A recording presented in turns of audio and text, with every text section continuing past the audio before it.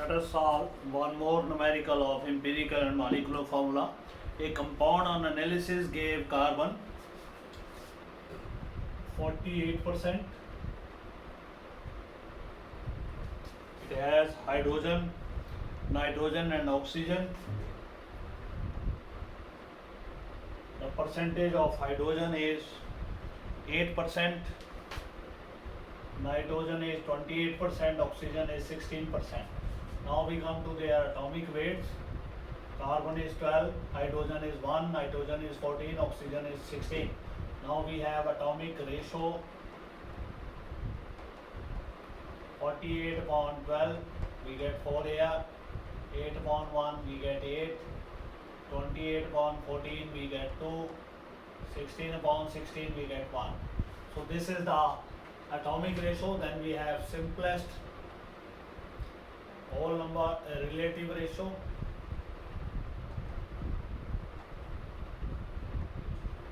It is all ratios divided by smallest ratio. 4 is to 4 upon 1, 8 upon 1, 2 upon 1 and 1 upon 1. So we are having the same. Now we establish the empirical formula. This is C4H8ON2O. Coming to empirical formula weight, it is 48 carbon plus 8 hydrogen plus 28 nitrogen and 16 that. So we will be having 100.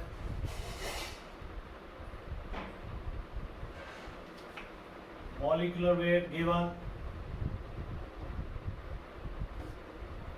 it is 200, then value of N is 200 divided by 100, we get 2.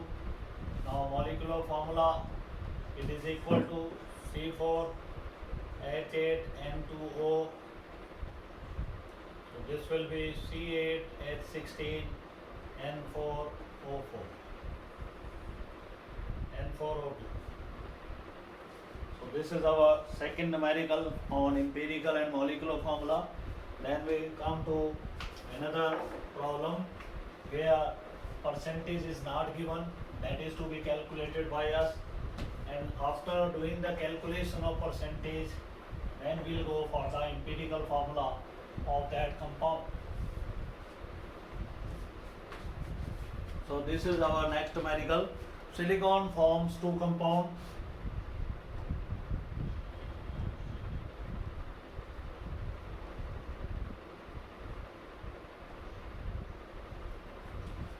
So silicon forms a compound where 5.6 grams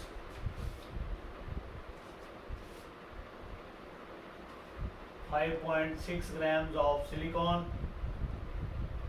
combined with 21.3 grams of Cl to give a chloride. Find its empirical formula. Now we know, first of all, this is our question, percentage of silicon in the compound. It is 5.6 gram combines with 21.3 and it will be 26.9 multiplied by 100. Then we have percentage of chlorine, that will be 21.3 upon 26.9 multiplied by 100.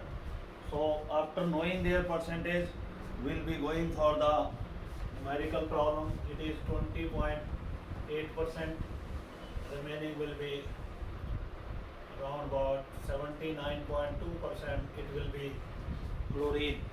So now we have calculated the percentage of silicon and Cl. Now we will be calculating the empirical formula. So this is silicon, then we have Cl. Percentage of these elements are 20.8, 79.2. Their atomic weights are taken. Silicon atomic weight is 28 and then chlorine is 35.5. Then we have atomic ratio 20.8 upon 28, 79.2 upon 35.5. We get their atomic ratio 0.74 and 2 to 3. Then we have relative ratio multiplied 0.74 divided by 0.74, 2.23 divided by 0.74, we get 1 and 3. So now formula of this compound will be SiCl3.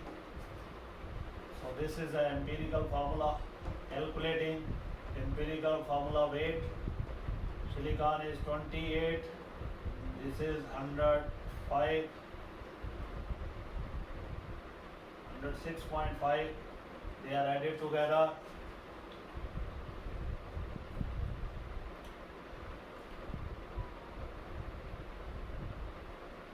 $134.5. Now we get the molecular formula weight. It is 269.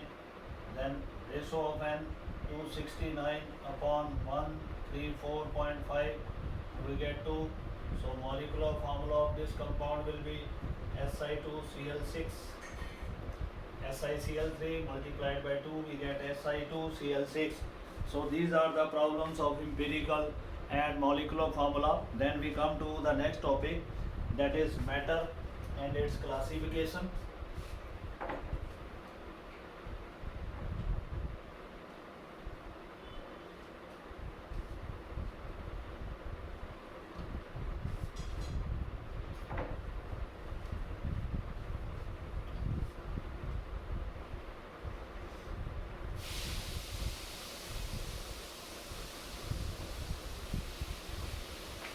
Next question is, define matter.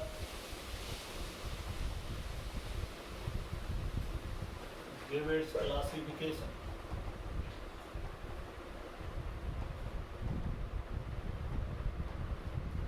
So our answer is matter. Anything which occupies space, possesses mass, and it works when it has some extra energy. So now coming to the classification of matter, there are two classes. First is physical classes, then we have chemical classes. Physical classes, matter is made of three parts: solid, liquid and gas. Chemically, it is again made of three parts: element, compound and mixture. Element, they are of three types: metals, metalloid and non-metals. Compound, they are of two types: organic and inorganic. Mixture, they are homogeneous and heterogeneous mixtures. So this is classification of your matter. First of all, we take chemical classes. Solid. Solid is that state of matter which has definite mass, shape and volume. They have definite mass, shape and volume. Liquid, they have definite mass and volume, no definite shape. Gases, they have definite mass only, no shape and no volume. Then we come to metals. They are generally hard except cesium and mercury, which are liquid due to weak metallic forces and weak van der Waals forces among their atoms.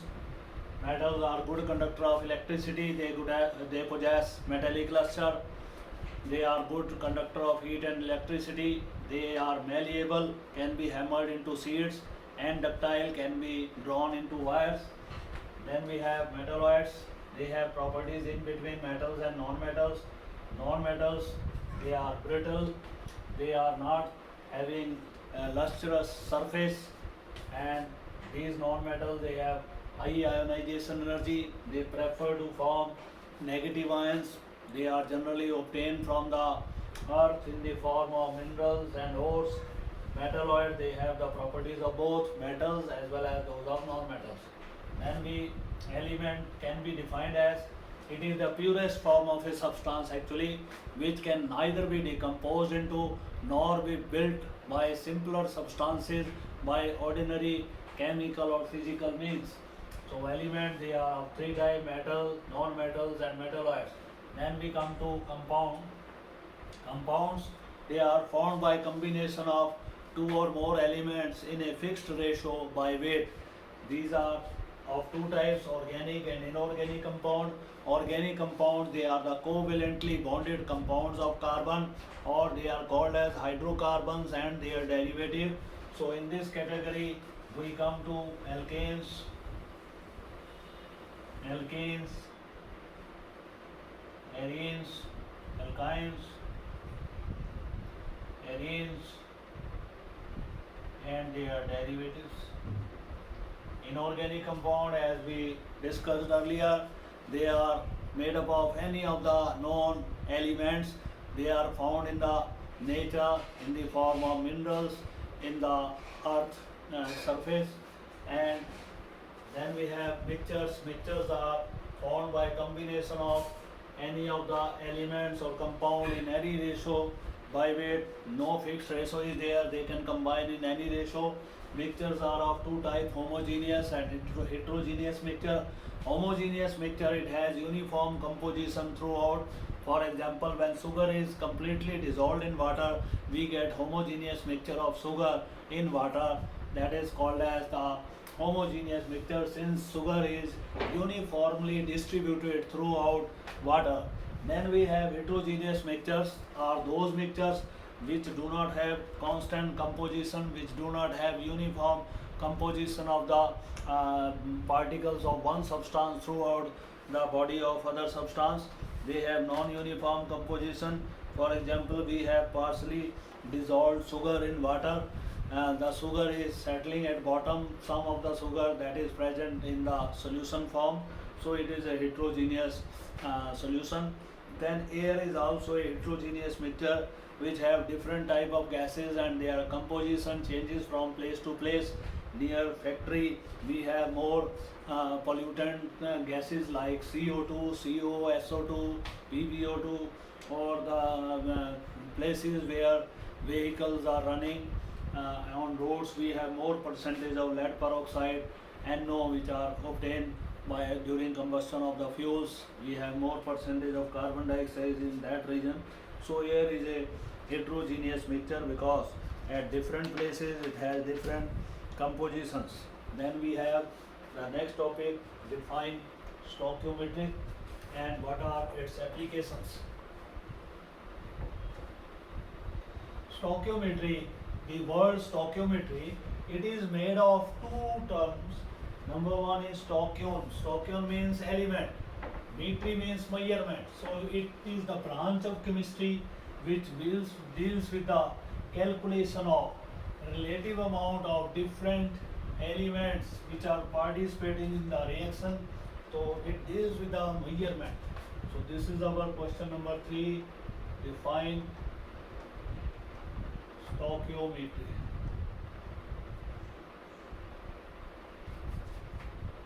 What is its use? We have stoichiometry.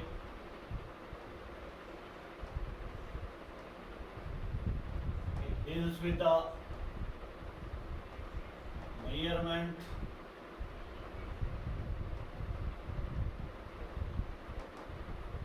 relative amount of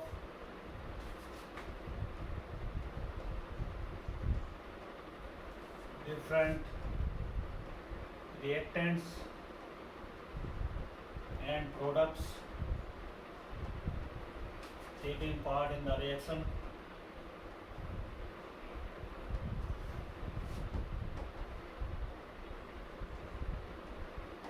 with the help of mole concept. So we are taking the application of mole concept in stoichiometry calculations.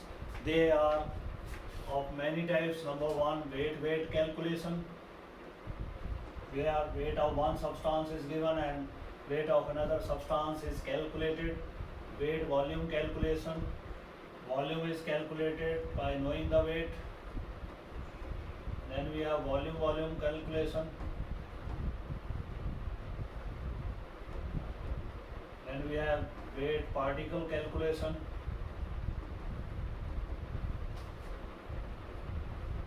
We can calculate number of moles, calculation from weight and molecular mass or atomic mass. So these are the calculations which are based upon stoichiometry, and these all calculations they depend upon your mole concept. Let us take one example in this case. Example is 1 mole of carbon in the solid form combines with oxygen, 1 mole of oxygen giving you CO2 gas, that is 1 mole. If we take the particle concept, 6.023 into 10 raised to power 23 particles. Here 2 into Avogadro number, 6.023 into 10 raised to power 23 particle. Here we have 3 into 6.023 into 10 raised to power particle 23. This is by particle concept. Coming to the weight concept, 12 gram of carbon combines with 32 grams of oxygen to give you 44 gram of carbon dioxide. Coming to the volume part, this is not applicable in this case, 22.4 liters, and this will be 22.4 liters. So we know these three parts: particle concept, weight concept and volume concept with the help of mole concept. Now any problem related to this weight calculation can be done. Suppose we are saying that we have 3 gram of carbon, how much weight of carbon dioxide is likely to be obtained? So first problem is weight calculation. How much of CO2 will be produced by 3 gram of carbon? Simply we will be following unitary method, that CO2 produced 22.4 liters of CO2 is produced by carbon, that is 12 gram. So we will be following 12 gram carbon gives 22.4 liters of CO2. 1 gram will give upon 12, 3 gram will give multiplied by 3. So it is 1/4 of this. 22.4 upon 4 will be getting this value. So in this manner we can solve the numerical problem weight calculation. Then we can go for weight volume calculation. Suppose we are having 120 gram of carbon, how much volume of carbon dioxide will be produced? So you will be saying that 12 gram produces 22.4 liter, then 20 gram, 22 gram will produce how much?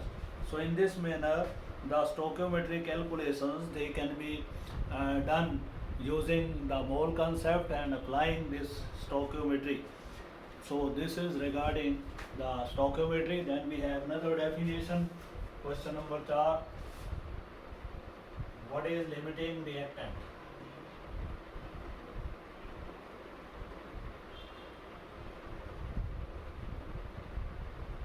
Or reagent?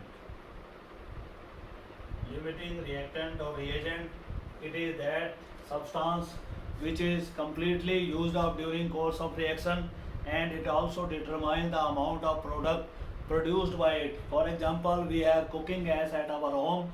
It burns in the presence of oxygen of the air, and after the end of the month what we see, the cooking gas is finished, oxygen of the air is not finished at all.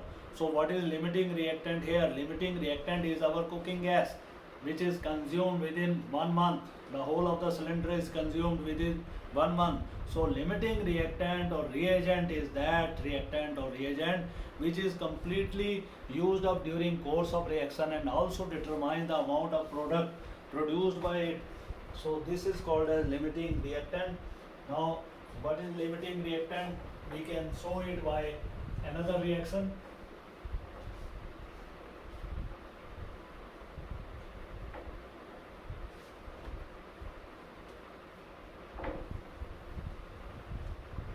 We are having coke which is burnt in the form of fuel and it is burnt with the oxygen of the air.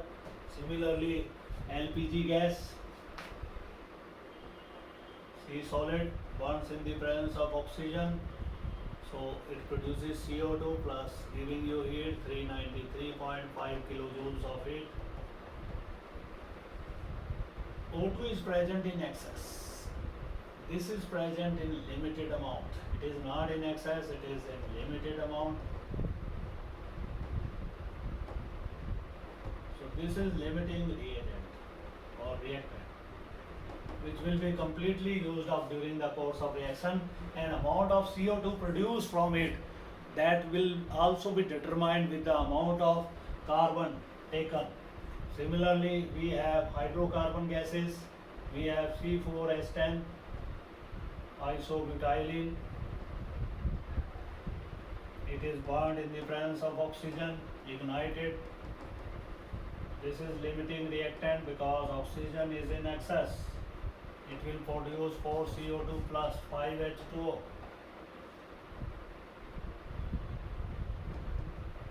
Plus heat. So limiting reactant or limiting reagent is that reagent which is completely used up during the course of the reaction and it also determines the amount of product formed, that is called as limiting reactant. So this is all about this unit. In next lecture we will be taking laws of chemical combination and some other topics. Thank you very much.